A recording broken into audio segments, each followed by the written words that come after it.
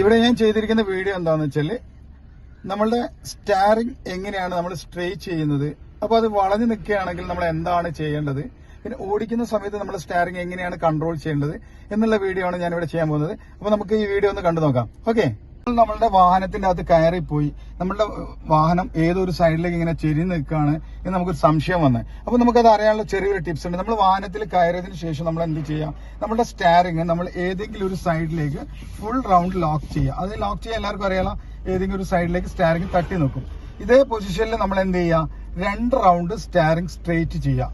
Okay, 2 round ഞാൻ count ചെയ്യുന്നുണ്ട്. ഈ വലിയ റൗണ്ട് മുകൾ ഭാഗത്ത് ഒരു പ്രാവശ്യം വന്നു, വീണ്ടും നമ്മൾ ഈ വലിയ റൗണ്ട് മുകൾ ഭാഗത്ത് 2ാമത്തെ പ്രാവശ്യം വന്നു.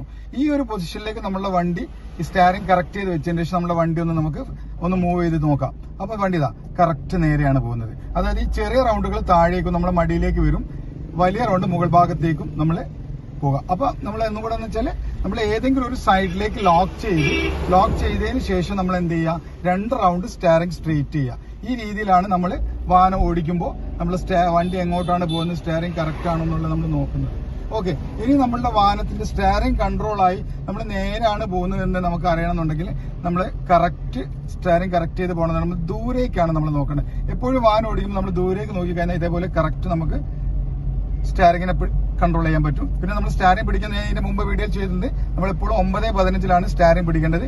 പിന്നെ ഒന്നാമത് നമ്മുടെ ദൂരേക്കുള്ള നോട്ടമാണ് നമ്മുടെ സ്റ്റാറിംഗ് കൺട്രോൾ വരുന്നത്. ഓക്കെ, ഈ രീതിയിലാണ് നമ്മൾ സ്റ്റാറിംഗ് കൺട്രോൾ ചെയ്ത് വാഹനം ഓടിക്കേണ്ടത്.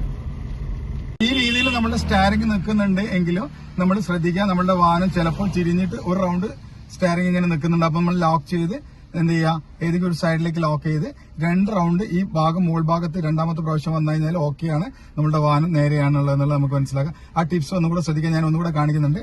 നമ്മുടെ ഫുള്ളായിട്ട് ലോക്ക് ചെയ്യുന്നുണ്ട്. ഫുൾ ലോക്ക് ചെയ്തു. ഇപ്പോഴും വാഹനം മുൻഭാഗത്ത് വന്നിട്ടുണ്ട് വലിയ റൗണ്ട്.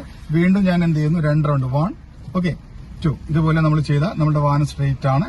അപ്പോൾ ഇതേപോലെയാണ് നമ്മുടെ സ്റ്റാറിംഗ് സ്ട്രെയിറ്റ് ആയിട്ടുണ്ടോ എന്ന് നമുക്ക് ചെക്ക് ചെയ്യാനുള്ള ഒരു ഓപ്ഷനാണ് ഇവിടെ കാണിച്ചിരിക്കുന്നത്. വീണ്ടും നിങ്ങൾ 3ാമത്തെ ഒരു റൗണ്ടിലേക്ക് പോകരുത്, അങ്ങനെയാണ് വണ്ടി വീണ്ടും ലെഫ്റ്റിലേക്ക് ചെയ്യും.